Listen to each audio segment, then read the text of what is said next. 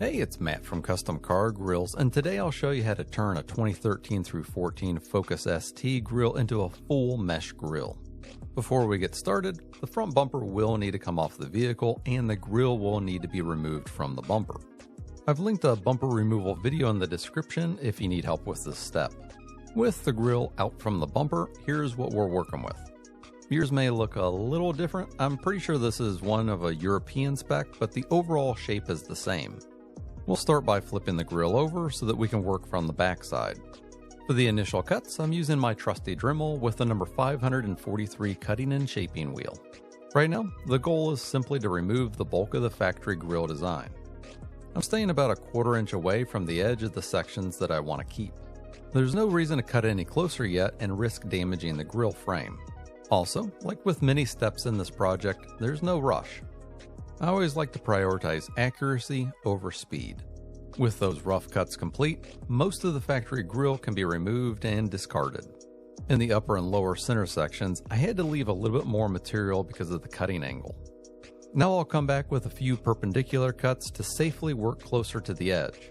To refine these areas, I'm switching over to a grinder with a 36 grit disc. The goal is to flatten the remaining diamond pattern without cutting into the edge of the frame. At this stage, preserving as much of the original edge as possible is the priority. And here's where I'm stopping for now.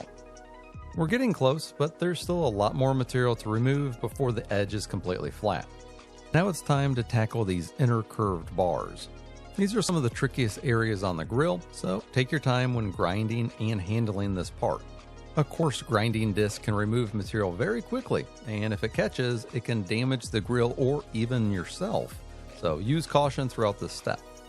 To refine the surface further, I'm switching to a band file with an 80 grit belt. I'll start with moderate pressure to level the remaining material, then finish with lighter pressure to leave the surface nearly flat. At this stage, we're trying to accomplish two things. First, we want to remove the remaining factory diamond pattern so that it's flush with the edge.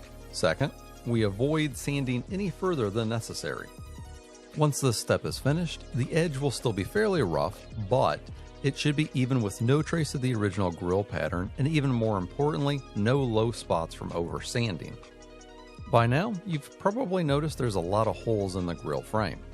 Many of the factory diamonds were hollow, so there's quite a bit of repair work ahead. Before we start on those repairs, let's clean up these edges with a dual action sander and some 120 grit paper. This will flatten the edges and curved bars into a much more presentable condition, but don't expect this step to go quickly. If the remaining factory paint starts to flake off, don't worry, we'll be removing the rest of it later anyway.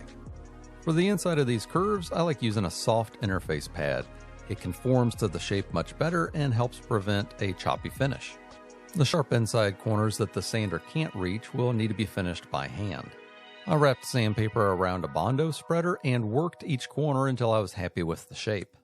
Alright, that wraps up the initial sanding, and here's how mine looks at this stage. From here, we've got quite a few areas that need repair. Those hollow diamonds left plenty of holes, so let's start filling them in. The first step is preparing the back of the grill so that repair material has a good surface to bond to. I'm using some 180 grit sandpaper to scuff up every area that needs repair. While I'm mainly showing these curved bars, I'm repeating this exact same process around the entire grill. It's been a lot of work to get this far, but the end result will be worth it. Next, we'll need some tape to temporarily bridge all of the openings so that the repair material has something to sit on while it cures. I typically use the craft paper tape shown here, although aluminum HVAC tape works well too. There's a lot of holes to cover, so expect to spend a little time applying tape. Once you think you've found them all, go back and check one more time. It's easy to miss a few. For these types of repairs, I prefer using PlyoGrip Plastic Repair number 3. Other products that I've had good luck with include 3M Panel Bond as well as the 3M Easy Sand Multi-Purpose Flexible Plastic Repair Material. No matter which product you choose, apply it directly over the taped area with a slight overlap onto the grill frame. Then use a small Bondo spreader to level everything out. Taking a little extra time here will save you sanding later. Try not to get any repair material on the front of the grill, so be careful during dispensing and spreading the epoxy. Cure times will vary depending on the product that you're using. One of the reasons I like Plyo Grip Plastic Repair number 3 is that it gives about 5 minutes of working time and cures in roughly 30 minutes. That's a nice balance between giving enough time to work while still keeping the project moving. Once everything is cured, remove the tape from the back and discard it. Next, apply another layer of the same repair material on the back of these curved bars and anywhere the outer edge needs reinforcement. The curved bars don't need to be perfect, but adding material to the outer edge requires a little more care. It's perfectly fine to build out those areas where needed, just be careful not to block the bumper tab openings or add so much material that the mesh no longer fits properly. Just like before, spread the repair material evenly and allow it to fully cure. Once both sides have hardened, it's time to grab a band file with an 80 grit belt. Since we just repaired these areas, take your time and avoid removing any more material than necessary. If you sand too aggressively here, you'll likely end up repairing the same spots all over again. The large areas along the top and bottom of the grill are fairly straightforward, but one thing that's important everywhere is the angle of the band file.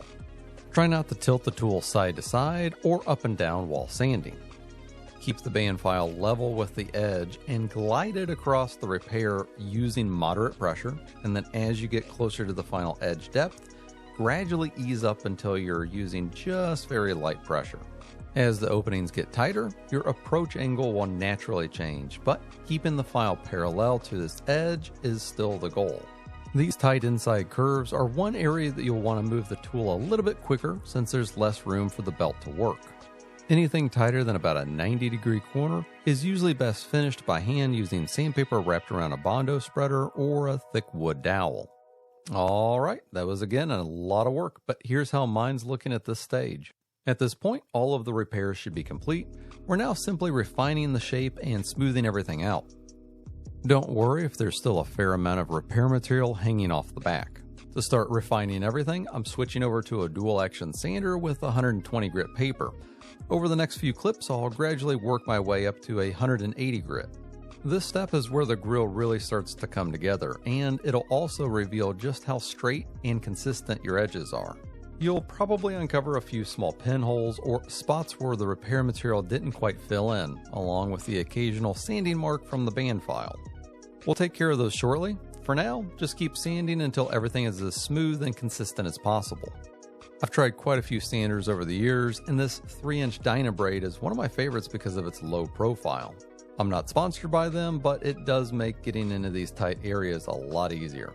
Okay, we're now at a pretty good point to trim off the excess repair material on the back side of the grill.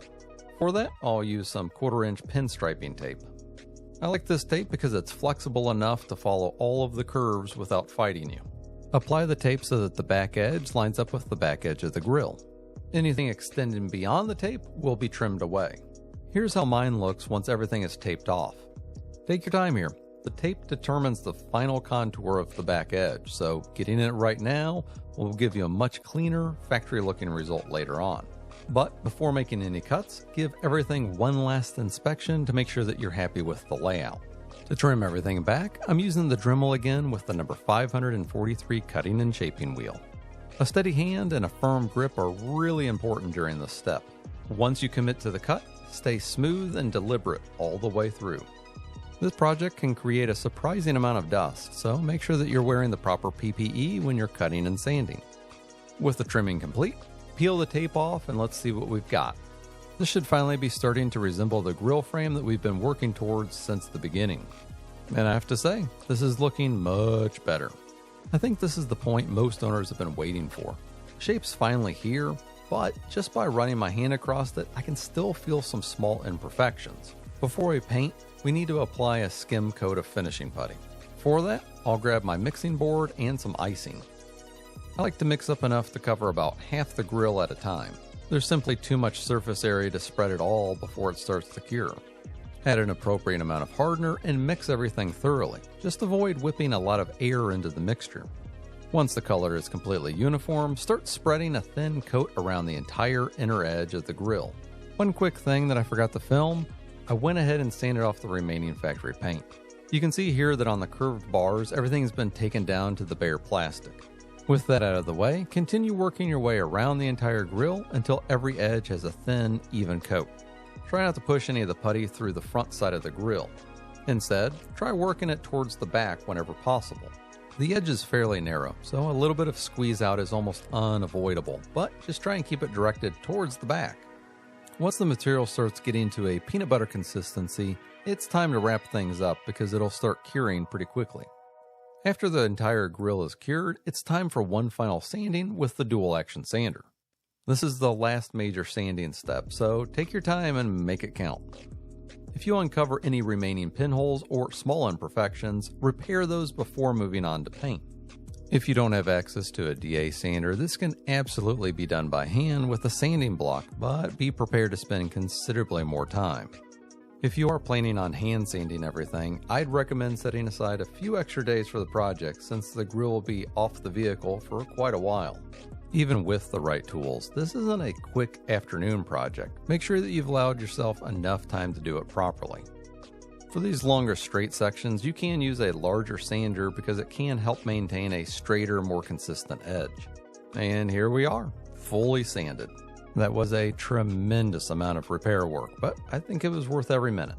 The hard part is finally behind us, and now we get to move on to one of my favorite parts, the paint. I'm going with a gloss black finish that closely matches the factory appearance. I'll start with a good coat of primer, then I'll follow that up with a deep black and finish it off with a high gloss clear containing hardener for extra durability. I couldn't be happier with how this turned out. The finish looks incredibly close to the factory grill. Now that the frame is finished, let's move on to the mesh insert. This is our pre-cut and pre-bent mesh made specifically for the 2013 through 14 Ford Focus ST. It's cut from our aluminum perforated GT mesh and finished in a durable gloss black powder coat. With the grill face down, simply drop the mesh into place with the bent tabs facing forward. One thing to keep in mind is that the grill frame has a little flexibility still. If the mesh overlaps any of the bumper tab openings, you may need to trim them back slightly. Just remove enough material for the bumper tabs to pass through and avoid trimming any more than necessary, or you could end up with a visible gap. A good pair of end cutters like these will make quick work of any potential minor trimming. If you had to trim the mesh at all, touch up those freshly cut edges with an oil-based paint pen to seal the exposed metal. With that done, it's time for the install of the mesh. Along with the mesh, you'll receive a sheet of protective foam. The cable ties, however, will need to be sourced separately. Once the paint and clear coat are fully cured, wrap the foam mesh around the painted edge to protect the finish, and then use the cable ties to temporarily secure the mesh against the back of the grill frame. The bumper tab openings make great locations to route the ties. If you let the mesh rest on the ties, it'll also help keep the bumper openings clear. At this stage, it's important to not distort the grill frame. And if you're unsure, test fit the grill frame back onto the bumper to confirm all the mounting tabs still line up properly. Secure the entire outer perimeter first, then finish with the curved bars. On those bars, the goal is to get the mesh setting as tight against the frame as possible. You may need to tweak the bend slightly or press the mesh on the back of the grill frame until it sits flush. When you're finished, there shouldn't be any visible gap between the mesh and the grill frame, so keep adjusting it until everything fits tightly. Here's how mine looks with all the ties installed. You may end up with a different number of ties to the curved bars, but the outer perimeter should look very similar. Before moving on, I like trimming the excess tail ends of the ties so that they're out of the way for the permanent bonding step. For that, I'm once again using the Plyo Grip Plastic Repair number 3. Apply a bead of epoxy into the channel on the back side of the grill where the mesh tabs are bent over. The mesh should already be sitting close against the back edge of the frame. After laying down a bead or two, use a small brush to spread the epoxy to ensure good coverage. Work your way around the perimeter a couple sections at a time. This material sets up fairly quickly, so I wouldn't try covering the whole grill in one pass. As before, be careful not to let any epoxy squeeze through the front side. We've put far too much work into this grill to ruin it now. Don't be afraid to rotate or flip the grill around as you work. Whatever gives you the best angle is usually the safest approach. The outer perimeter doesn't require much epoxy, but these curved bars definitely do. At the time, I applied the Plyo Grip through the mesh so that it would bond with both the mesh and the back of the bar together. Looking back at it, I'm not sure if I'd do it this way again. If I were building this grill today, I'd first build up the back side of the curved bars with epoxy before painting them. That would create a much cleaner bonding surface for the final assembly. The important thing is simply making solid contact between the mesh and the bar without allowing the epoxy to squeeze out the sides. In fact, I'd recommend staying away from the edges of this curvy bar altogether, because from certain angles that epoxy buildup can become visible. If you do end up with a little excess, you can always sand it back later until only a thin layer remains. Alright, I know that you've been waiting for this moment. And after about 30 long minutes of curing, I removed all of the temporary cable ties. Now for the fun part, let's flip it over. I'd say all of that hard work has finally paid off. This turned out incredibly clean, and I couldn't be happier with how seamless everything looks. Now I'm sure everyone's wondering, okay Matt, but what does it look like on the car? Well, here it is. The grille we just built installed on the customer's 2013 through 14 Ford Focus ST. There's no question this is a major project, but I hope this video shows that with enough patience and with the right mesh, you can absolutely achieve the result yourself. If you found this tutorial helpful, I'd really appreciate it if you could subscribe to the channel. And if you have any questions about the process, leave them down in the comments below. And thanks for watching.